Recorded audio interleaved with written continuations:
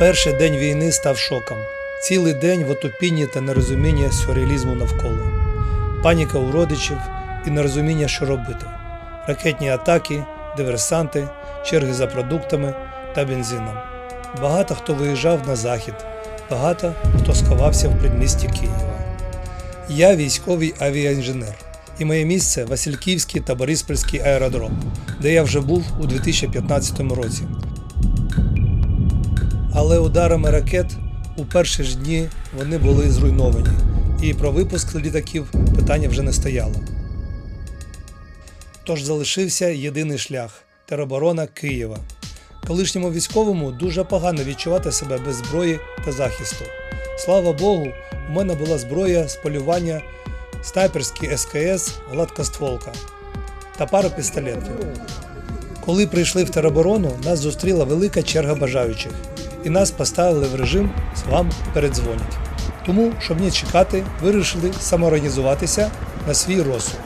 Організували підрозділ з людей, охорони парку та друзів військових. Я дістав зброю 9 АКС.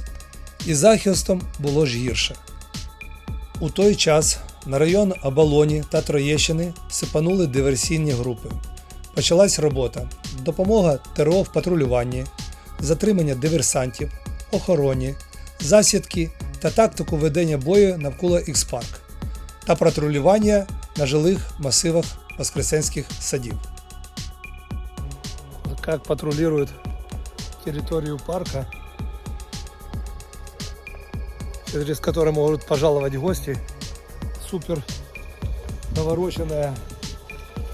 Что, пользуйтесь новыми технологиями во время війни.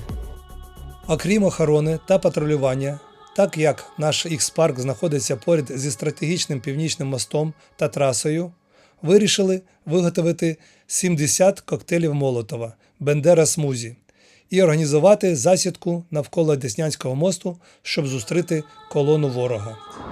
Стратегическая транспортная артерия. Вот мост через Десенку. Здесь, если пойдет колонна в одну или другую сторону, она должна сузиться.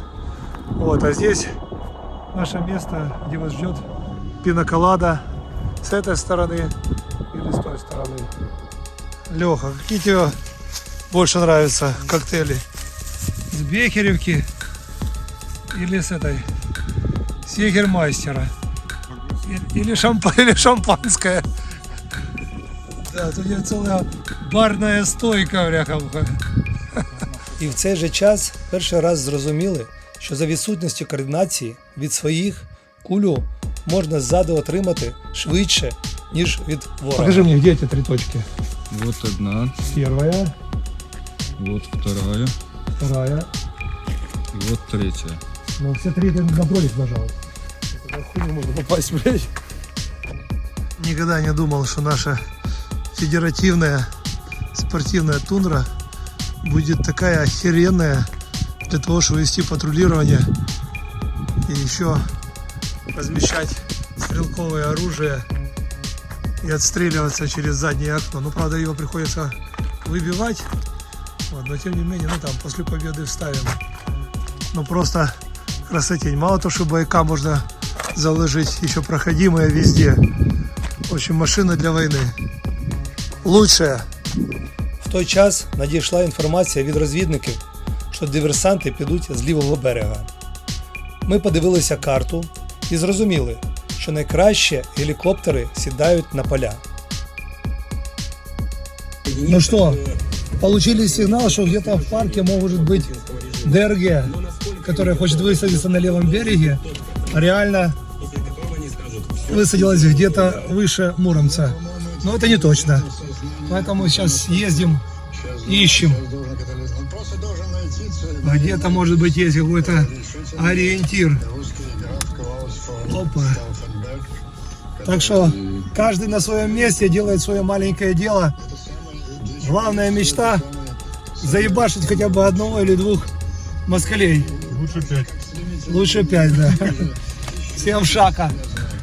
І звідти, уздовж острову, можуть легко вийти на міст із парку. Тим більше, що він знаходиться прямо посеред Києва. Зробили патруль і при обстеженні парку виявили, що на далекому полі, на якому ми хотіли проводити сцену Атлас Вікенду, хтось зрізав усі єдиничні дерева і вийшов чудовий майданчик для посадки 5-7 гелікоптерів. Вот здесь есть маленький мостик, но основной мост вот там дальше. Я там проверил, там никого и ничего там на горизонте не видно. Только тут, если бы они даже садили. Если бы они пошли в ту сторону. Не, ну они могут сесть дальше на острове, но там очень узкий мост, то есть так, в принципі, вони пройти можуть. Більш того, якась тварюка намалювала з цього поля флуоресцентні мітки, які виводять через єдиний міст і весь парк прямо до північного мосту. Показує. Наверное, сейчас будем уничтожать. Кстати, недавно нарисована. Чего бы она после зимы здесь была? Каким-то флуоресцентным мелом.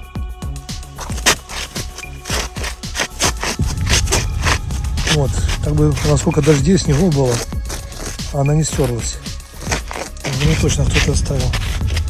Именно показывает на тот единственный мост, который связывает верхнюю часть парка с южной. Так что, может быть, кто-то решил здесь попутешествовать. Смотри, Леша, одной и той же краской опять метка, ты видишь? И такая достаточно свеженькая. Он недавно, то есть если бы она зиму выстояла, то она бы не пачкалась как мел, понимаешь? Свежая? Свежая. Ну, это надо сковыривать. Не, давай В машине. залепи ее этой грязью. А грязью тут не получится, надо сковыривать. Это ж, блядь, совсем не то. Нет, это прямо дорога в город. Ну это уже точно что-то. Стрелка куда? Опять к Московскому мосту.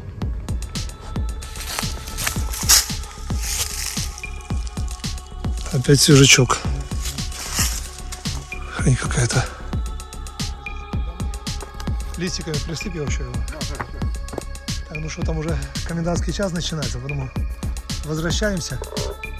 Так, грязью аккуратненько. И листочками. А там уже звенит канонада.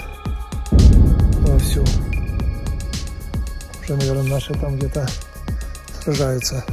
Ми почали замазувати мітки брудом на мосту і на деревах, але їх там було дуже багато. Тому вирішили влаштувати гостям засідку на виході з парку. И все в сторону моста. Но мы уже все их сбивать не успеваем. Просто едем по ним, смотрим, куда они выведут. А тут вот две. З поліцією та військовими на мосту домовилися. Військові поставили додатковий ЗРК на іншому березі Десенки. Через день ми почули пуски ракет ЗРК, а потім довідалися, що збито 2 гелікоптери з 5, які прямували у тій зоні. Хочеться думати, що це не збіг. Чим займається Леха во время ожидания наступления? В игрушки играешь? Ну что, всем шака. Война войной, а пингвины по расписанию. Вон приготовили барную стойку с коктейльчиками для агрессора и оккупанта. Будет большой фестиваль. Ну что, наша прорубь одинокая, некупанная.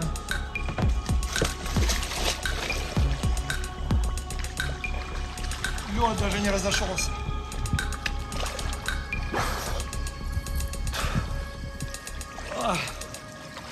Ну как, конечно, никогда не отдадим нашу прорубь. Никого не пустим.